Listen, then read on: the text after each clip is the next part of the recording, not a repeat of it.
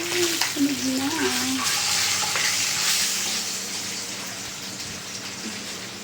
Ito yung aming dirty kitchen.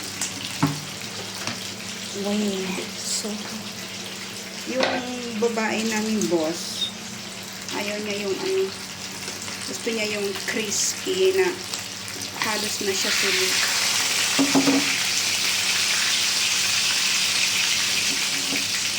So, every Saturday, guys, ano kami, fish day.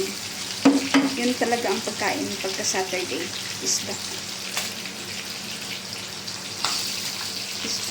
Isda. Ayan siya ka.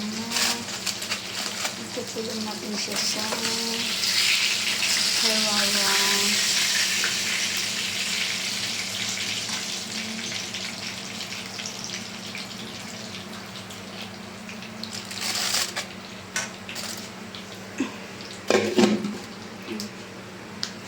Ito naman pinatutong na to.